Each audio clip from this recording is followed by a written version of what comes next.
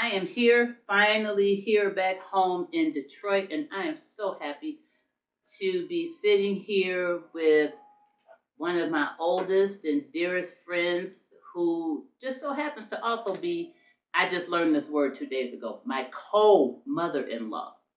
My son, did you know that? I say mother-in-law. Okay, I like that better. Law is some bull. I like that better.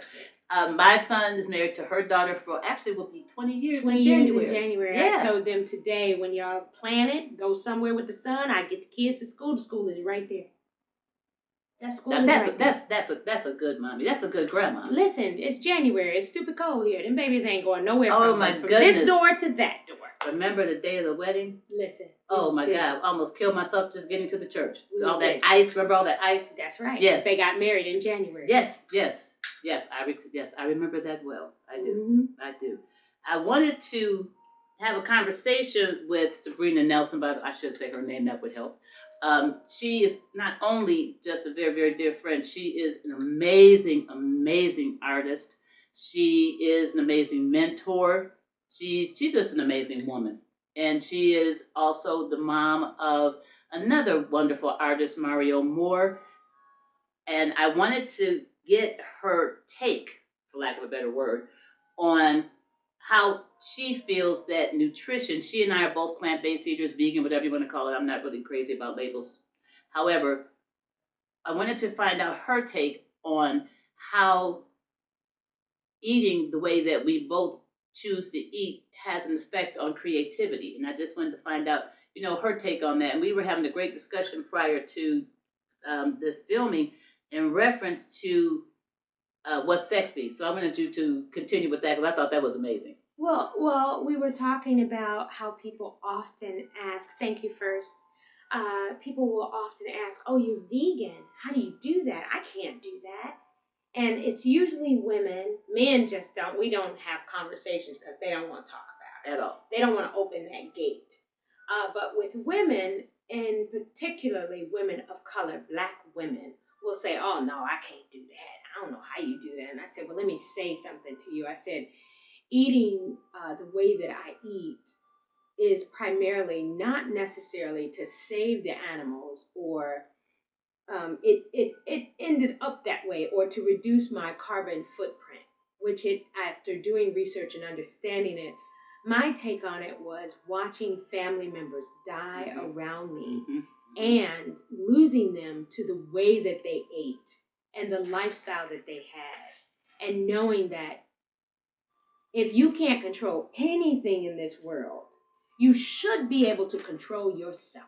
And what you put into your body. Mm-hmm. We don't want the creamy crack. We don't want the perms. We don't want these other things. And we ain't going to do that. We ain't going to take the shot for this. And but we going to eat all of this stuff with all these preservatives in it and grown on these poisonous lands. And we're going to laugh at the folks who are vegan. And I just don't find it sexy shooting myself in the gut with insulin because I can't control what I eat. I don't find it attractive at all being in my family and being 20-something years old and having to take a water pill. Or did you take your water pill today? You got your high blood pressure stuff? And some people, innately it may be in the blood. But we all have control over how we eat. And I think your gut and your brain and your heart and your blood can work together to cure anything based on how you eat. Mm-hmm. So you have to give yourself permission to be your healer. You have to give yourself permission to be your nutritionalist, the person who tells you what you know is good, because your body's going to give you all kinds of hints. It's going to give you clues. It's going to give you clues. There's usually all kinds of alarms, whether it's a yeast infection, whether it's your eyesight, whether it's your nose running, or all of the phlegm that you have in you, or the way that your body lets go of waste, or the smells. Mm-hmm. It's going to tell you something ain't right. So you need to make adjustments for those alarms if you slow down and are quiet enough to really pay attention to the machine that is your body. Like when you eat something and it ain't sitting right, it's gonna be a situation. Yes, it is. Yes, it is. It is. And I think I agree with you on so many levels because to me, and I can only speak for my body, it talks to me. And when I'm quiet, I listen to it. It will tell me. It will tell me you have not had enough water. You might need some shishandra. You might need some ashwagandha. You might need. There's so many. You need some water. Yeah, you're the first person I ever met as a Black woman who knew herbs. Like, I didn't know what a lot of these things were, but once I started talking to you about this, and your skin has always looked amazing, and you always talked about herbs and understanding, like, how to use them. And I say, who is medicine? What is medicine? A lot of the medicine that we need is, I should just say this. We have everything we need to heal ourselves. Mm-hmm. What we don't have typically, and when my grandmother says common sense ain't so common, exactly, is common sense to look at our great grandmothers, to look at our grandmothers who grew the food, who fed the animals, so you knew what the animals ate, and they didn't have a lot of shit in their asses. Exactly. To make them bigger, to increase the pus for the milk that we drink. And so, looking at all of my grandmother, my great grandmother, on my dad's side and on my mother's side, and the women who grew the food and, raised the animals and fed the animals and then, gave the animals to the children, they understood that. We don't have that access. Some of us do. I ain't growing no cows and no sheep and feeding them out in the yard. I'm not doing that. So I can control how I eat. And I choose to be plant-based because of my father's diabetes, because of my grandmother's diabetes, and she had several strokes. And I know my history of trauma. And usually people who have a history of trauma, that stuff catches up with you after a while. But what you can do is breathe right. What you can do is eat right. Mm-hmm. And what you can do is listen to your body say to you, probably need to go to sleep or sit down and be quiet. Exactly. So it's there's also a poet that said you have to be careful what you feed your senses, what you listen to, what you smell, what you eat, what you watch. All of the senses consume in different ways. And so it's not just what you eat, but who you have around you, how you live. And so mindfulness teaches you to be aware of what's there, to take note of it, and then process it, and then move with it, and not necessarily against it, but to just take note and then decide what you need to do after that. And so I've just watched too many people in Detroit, in my family, from Alabama to Detroit, from Georgia to Detroit, from Mississippi to Detroit, and even, Mario's dad, from Tennessee, and his family from Tennessee to Detroit. I'm just watching people, live their lives and their journeys and what the stops are, whether it's breast cancer, whether it's a stroke, whether it's this. And sometimes it's probably based on their faith and how they live their lives. Some of them change and some of them don't. But I know me, and I'm very much a Virgo, so that's Leo and Virgo, August 26th. Mm-hmm. So I have control issues, but I also have the knowledge to know that I can't control anything but myself, not even my children. And so I do the best that I can to set an example so that I can be here for my children's children and hopefully their children. And so I think that is just the most amazing thing. I tell my husband Kalandri all the time. I say I just want to be at an age where I can tell my grandkids, I don't like him, you can't marry him. Or I don't like her, you can't marry her. Right. I want to be that old where I can. I want to be Big Mama. Figuratively. Yeah. And I think to drop those jewels that they need to hear, because everybody else has filters, but by that time our filters can fall off and we can say what we want to say. I love it. That's and I have been true. I have been true to my word. I told the children once I turned 60, filters off. And I got a little backlash, but you've changed. You've changed. Now I warned you. I warned you the change was coming. I told you about 58. It's coming. It's coming. It's coming. Well, your name is Mom and Mama and Mother and Oma and all those things. So we don't have to even give them warnings. We just say what we want. Pretty much. Yes. We'll just move from there. And so, with my children, I don't offer as much advice unless they ask because they're still very young and learning themselves. I do, however, when they ask, I give them the most honest and heartfelt and an emptying agape way of how I would approach it.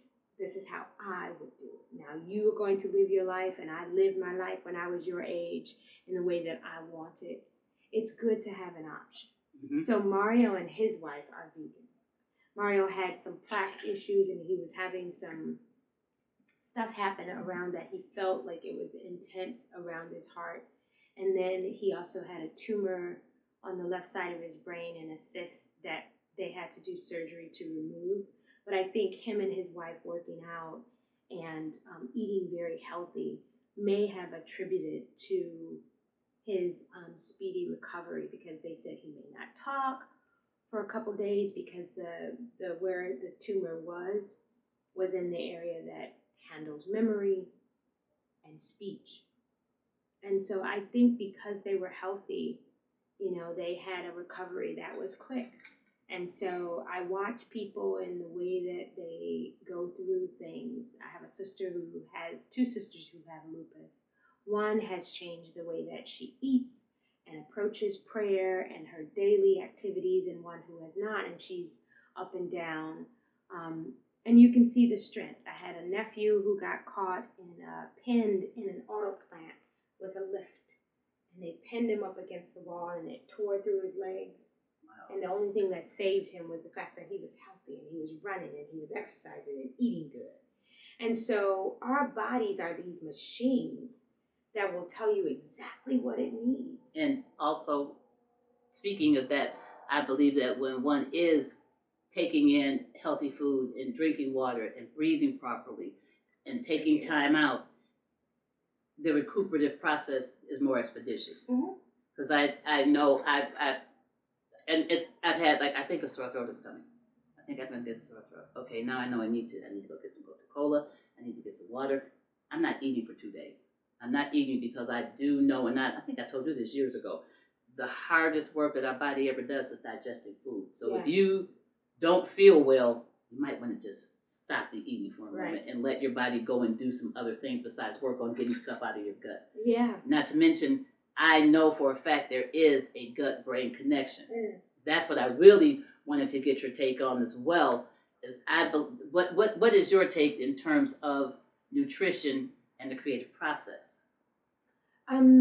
I can tell you when I am in my studio and I'm working, or even when I'm just asleep, because I'm always in my head creating something. Like last night I was laying in bed and I made up a whole painting of what I'm going to do. And I know I've just gotten back from DC. I went to a resort and spa, and I had all these vegan meals that were so beautiful. And I drank about a gallon of water a day. And when I had a massage, the woman said, "Your skin feels wonderful." She's like, you're how old? She said, "Your skin, you've drank a lot of water." Because usually when you have a massage, most people don't drink the water before they go, and they can tell you when you're dehydrated, when they touch your feet, or when they see your veins, or there's certain parts of you that you can tell. So I know that eating really well and drinking a lot of water is kind of like, I didn't take a sketchbook with me, but I have been planning in my head my next painting. And so last night when I laid down in the bed, I could see the composition. I could see these 3 women sitting at a table, and they're all me. The 9-year-old me is sitting in the middle. The 26-year-old me is sitting on this side of the table. And the either late 90s or centurion year-old Sabrina is right there. And so we're all serving each other at this table. The 9-year-old is is me as somebody. I was in the 4th grade and a boy told me girls couldn't draw. And he pushed me down, and to me that was getting beat up. We were in the line, in the bathroom line. You know, the boys were in one line and the girls were in another, and the teacher had held up my drawing. It had to be around February because she had us draw hearts.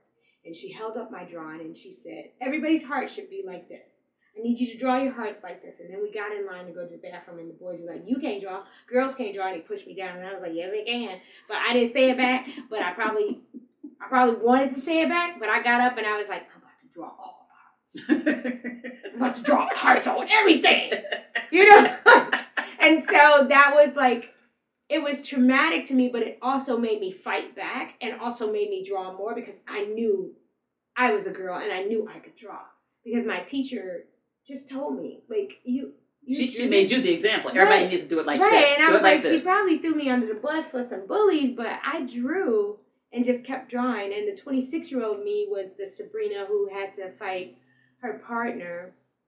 And he asked me, when are you going to stop doing this art and get a real job?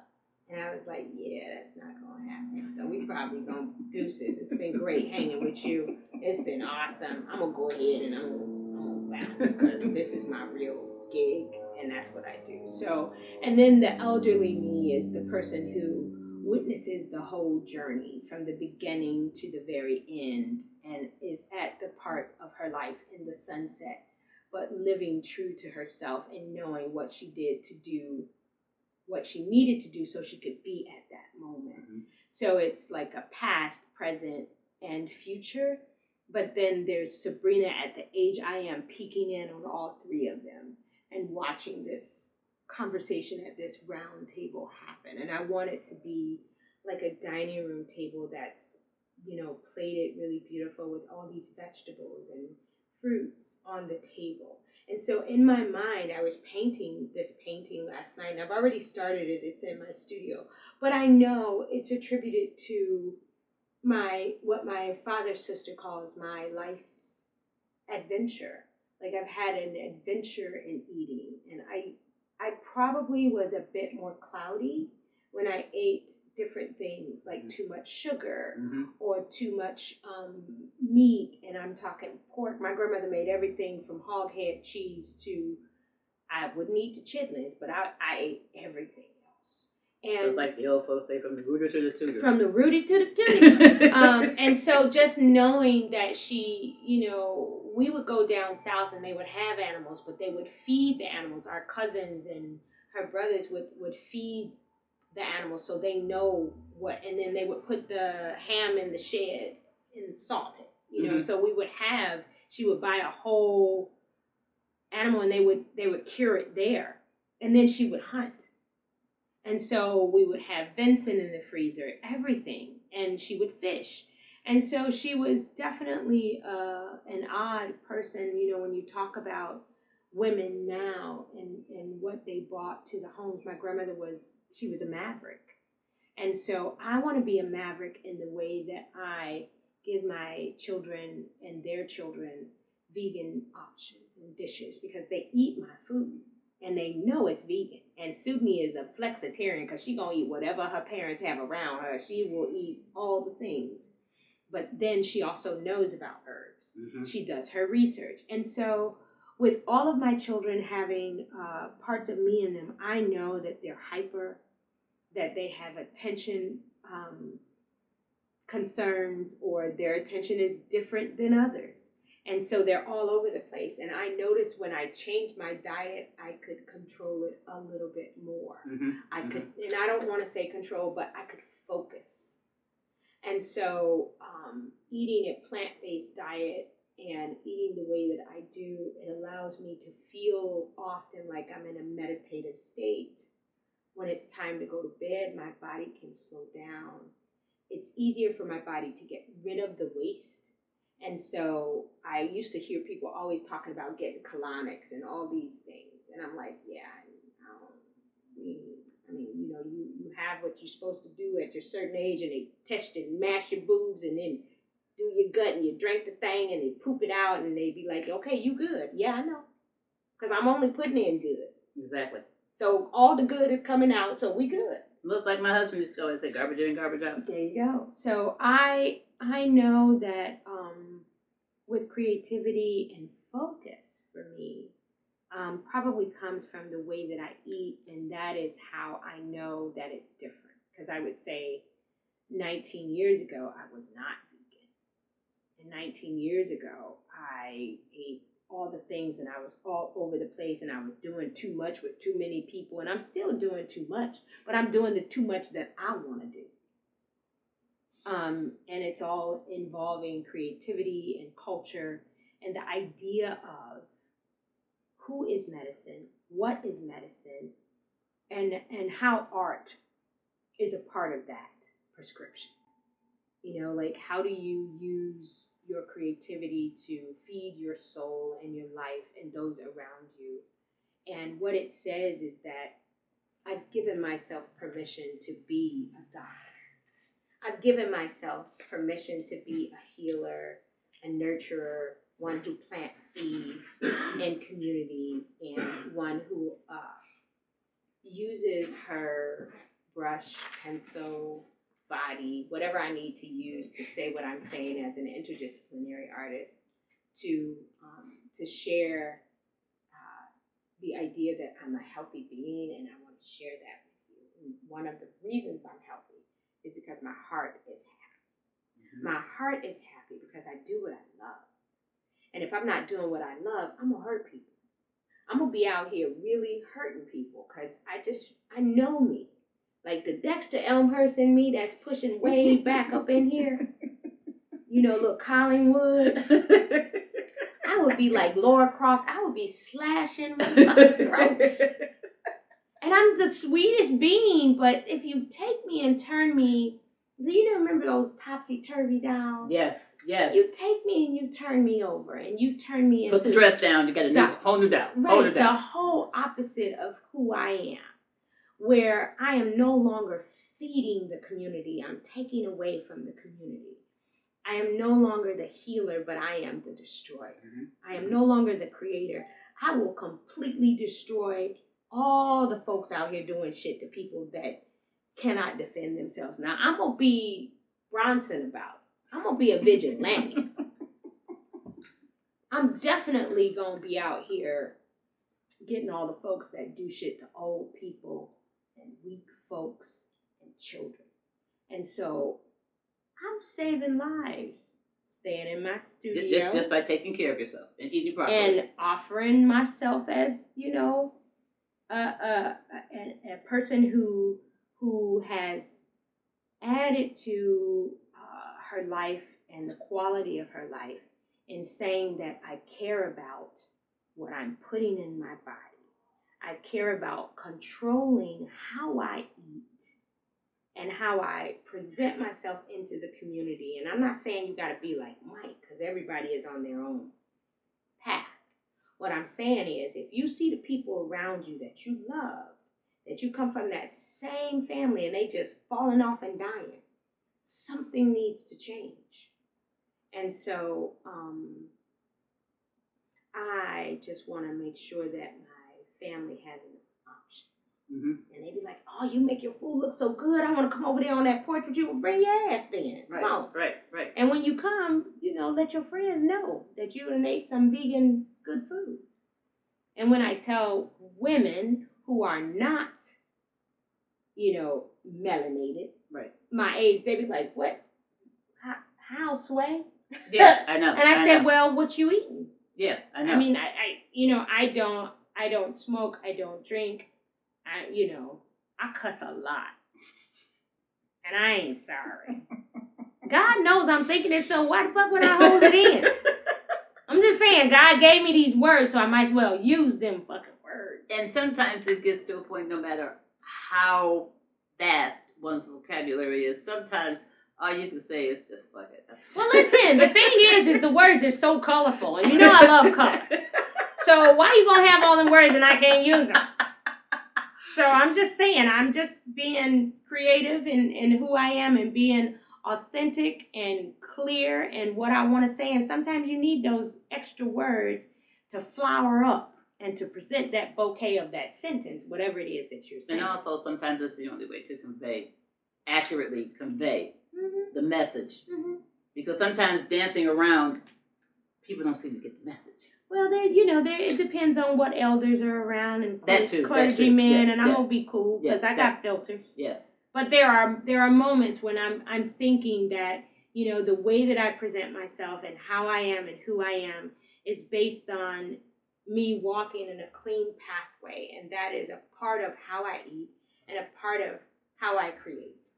So the way that I eat completely contributes to the way that I create, because all of my life is wrapped around the life that I live that is all art. So the food, the vegan lifestyle, the way that I dress, the way that I live, all of it. But we've always been kind of noted for being weird dressers, but that's okay. Yeah, but who wants to dress like the folks who are regular? Exactly. Just like eating like them. Would you want some beige food on your plate? Exactly. And you wear beige clothes? Ain't nobody going to the dress barn up in here? I think that's one thing that connected us when we first became friends. It was like, ooh, you dress weird. You too. Okay, we're good. No, I just thought it was flat. I was just going to be flat. I mean, it ain't even weird. I never said weird. I'm always like, my family always called me weird and different. Like, this baby is different. I'm like, yeah, but you calling it fly. So you could call it dope, fly, all of that. Like the way you eat is fly. The way you live is fly. All of that is a part of who we are, and it makes us a whole being that will be here to hold space for those that will always call us weird. And that's okay. I'm okay. You okay with it? Listen. Okay. Well, and there you go. And when they see it, I know they want it. Now you know you want some. When you was a kid, you be like, you want some. This has been amazing, and I miss you so much. I love you too, sweetie. This has been the best. I am just so, so grateful and so happy that Sabrina's a busy woman, and I'm so, so grateful and happy that she took the time out to spend it with me. And we will talk again, and I love you. I love you too. Thank you. Bye.